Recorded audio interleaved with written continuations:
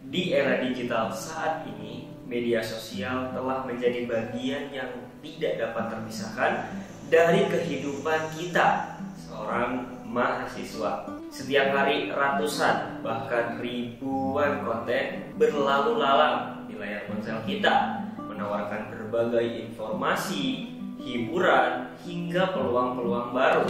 Namun di balik manfaatnya, banyak mahasiswa justru terjebak dalam pola penggunaan media sosial yang tidak produktif. Beberapa di antaranya menghabiskan waktu berjam-jam untuk scrolling tanpa tujuan, terjebak dalam perangkap overthinking akibat membandingkan diri dengan orang lain, atau bahkan merasa kewalahan dengan arus informasi yang terus mengalir tanpa henti. Banyak kasus menunjukkan bahwa penggunaan media sosial yang berlebihan bisa berdampak negatif pada kesehatan mental dan produktivitas kita sebagai mahasiswa. Sebagian mengalami procrastination karena lebih memilih menghabiskan waktu di media sosial daripada menyelesaikan tugas akademik. Ada pula yang merasa rendah diri setelah melihat pencapaian orang lain yang tampak sempurna di Instagram atau di media sosial yang lain. Di sisi lain, ada mahasiswa yang justru mampu memanfaatkan media sosial untuk membangun personal branding, memperluas jaringan profesional, bahkan mendapatkan kesempatan magang atau beasiswa berkat konten yang mereka buat. Lalu, bagaimana cara agar media sosial tidak menjadi sumber distraksi, tetapi justru dapat meningkatkan produktivitas? Jawabannya terletak pada bagaimana kita menggunakan sosial media dengan bijak. Dengan strategi yang tepat, media sosial bisa menjadi alat yang ampuh untuk belajar, berkembang, dan meraih peluang lebih besar di masa depan. Dan di video kali ini, pada Manggu Tips kali ini, kita akan membahas bagaimana cara agar kita lebih produktif di media sosial. So, tanpa basa-basi, yuk kita bahas.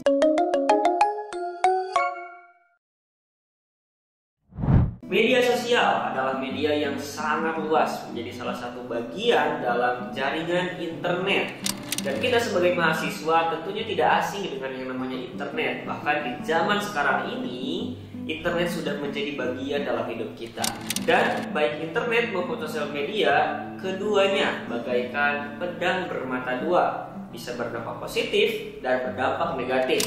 Lantas bagaimana cara kita agar bisa lebih produktif di sosial media? Salah satu caranya adalah dengan menggunakannya sebagai sarana belajar. Banyak akun edukatif yang menyajikan informasi bermanfaat, mulai dari materi perkuliahan, materi di sekolah, hingga keterampilan-keterampilan tambahan yang relevan di dunia kerja. Bergabung dalam komunitas akademik atau profesional juga dapat membantu kita untuk bertukar wawasan dan mendapatkan informasi terbaru di bidang yang kita minati.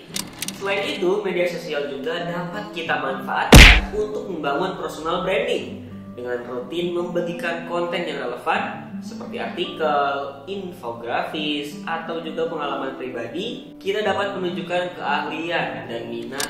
Hal ini akan membuat kita lebih dikenal di dunia profesional dan membuka peluang untuk berbagai kesempatan seperti magang atau proyek kolaboratif. Tidak hanya itu, beberapa platform seperti LinkedIn atau Twitter dapat digunakan untuk networking, berinteraksi dengan profesional, alumni, dan juga dosen, dapat memperluas koneksi kita serta membuka peluang kerja di masa depan. Dengan aktif mengikuti webinar atau diskusi online, kita dapat terus belajar dan mendapatkan wawasan baru dari para ahli di bidangnya. Namun, agar tetap produktif, kita juga perlu membatasi konsumen terhadap konten-konten yang tidak bermanfaat. Caranya dengan menggunakan fitur mute atau unfollow pada akun-akun yang hanya menjadi distraksi dan bisa membantu mengurangi waktu kita scrolling yang tidak produktif.